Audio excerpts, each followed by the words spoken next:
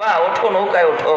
বাঁচতে যদি চাও ইমানদারের কাফেলায় আসো, বাঁচতে যদি চাও কোরআনের কাফেলায় আসো, বাঁচতে যদি চাও আলেমের কাফেলায় আসো, বাঁচতে যদি চাও নবীর কাফেলায় আসো। বাবা, আজকে কিন্তু কাফেরদের সাথী হইও না, ধ্বংস হয়ে যাইবা। ইয়া বুনাইয়ার কাব মানা ওয়ালা তাকুম মাল কাফিরিন। আব্বা ওঠো, নৌকায় ওঠো, খবরদার কাফেরদের সাথী হইও না। তখন ছেলে কি বলেছিল শোনো মুসলমান, ছেলে ডাক দিয়া কয় সাআবিলা জাবালি ইয়াসিমুনি। ও আব্বা, ওই যে বড় হিমালয় পাহাড়টা দেখেন, পাহাড়ে গিয়ে আশ্রয় নিমু, ওখানে বন্যা হইব না, পাহাড় আমারে বাঁচায় দিব। আমেরিকারে আমি ধর্ম, আমি দাদারে ধর্ম, আমি ভারতরে ধর্ম, রাশিয়ারে ধর্ম, আমি চীনরে ধর্ম, আমি কানাডারে ধর্ম।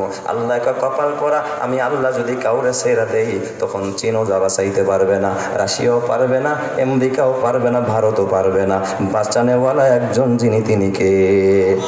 আল্লাহ ডাক দিয়া কালা আসিমাল ইয়াউম, ও প্রিয় বৎস, আজকে তোরে পাহাড় বাঁচাইতে পারবে না, হিমালয় পর্বত বাঁচাইতে পারবে না, এভারেস্টের চূড়া তোকে বাঁচাইতে পারবে না, তোর আকাশচুম্বী ক্ষমতা তোরে বাঁচাইতে পারবে না, তোর আকাশচুম্বী মাল তোরে বাঁচাইতে পারবে না। কারুনের মাল কারুনরে বাঁচাইতে পারে নাই, ফেরাউনের ক্ষমতা ফেরাউনরে বাঁচাইতে পারে নাই।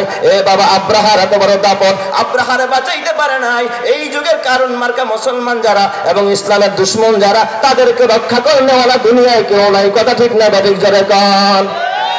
এ মুসলমান, বলেন একমাত্র বাঁচানেওয়ালা যিনি তিনি কে? আপনাকে মনে হয় কষ্ট লাগতেছে, তাই না? রাত ধরেই কোন আল্লাহ তুমি কবুল করো, জোরে কানা আমিন। এইটাও তো ইমানের কথা, ঠিক না বে ঠিক? আমি কি কোরআন হাদিসের বাহিরে কোনো কথা বলছি না? এ আমার বাবা, নূহ পয়গম্বর, আল্লাহর পয়গম্বর নূহ আলাইহিস সালাম ছেলেকে এত বুঝাইলেন, ছেলে তো আর নৌকায় ওঠেন, অথচ নবীর ছেলে। কার ছেলে? নবীর ছেলে। ডাক দিয়া বললেন, ও প্রিয় বৎস, লা আসিমাল ইয়াউম, আজকে কেউ তোরে রক্ষা করতে পারবে না। ও হালা বাইনাহুমা মাউজুন। আহারে, এই কথাগুলো বলতে বলতে হঠাৎ একটা ঢেউ আসছে, বন্যার একটা কি আসছে, একটা ঢেউ আসছে। এক ঢেউতে সন্তানদের বাড়ি দিয়ে ঢেউয়ের নিচে ফালাইছে, আর উঠে নাই, এক ঢেউতে শেষ করে দিচ্ছে। নূহ পয়গম্বরের বিবিরা ডাকতেছিল, বিবিরে আসো। আল্লাহ তাআলা ডাক দিয়া কয়, নূহ রে, তোমার বিবিরা ডাইকো না, ওয়া কানাত মিনাল গাবিরিন, তোমার বিবি তো দাদাদের দলের লোক, বিবিরা ডাইকো না। তোমার বিবি তোমার বিরোধী কওমে লুতে, আহলিয়ারা কাফেরা আস্তে কওমে লুতে, আহলিয়ারা কাফেরা আস্তে ফিরাউনে, আহলিয়ারা তাহেরা আস্তে। নূহ নবীর স্ত্রী জাহান্নামী, পক্ষান্তরে ফিরাউনের বিবি কি? সুবহানাল্লাহ কইবেন না সবাই? ফিরাউনের মতো পাপীর ঘরে থাইকাও সে জান্নাতি হয়ে গেছে। এই জন্য আমার মাকে বলবো, মা, ও মা, নবী হইয়া নিজের বিবিরে বাঁচাইতে পারে নাই, আবার ফেরাউন এত বড় জালেম হইয়াও বিবিরে জাহান্নামী বানাইতে পারে নাই। হেদায়েতের চাবির মালিক যিনি তিনি কে? আরো জোরে বলেন না, তিনি কে? আল্লাহ। ও মায়েরা, আমার নবী তার কলিজার টুকরা ফাতেমার ডাক দিয়া কয়, ইয়া ফাতেমা আনকিজি নাফসাকি মিনান নার।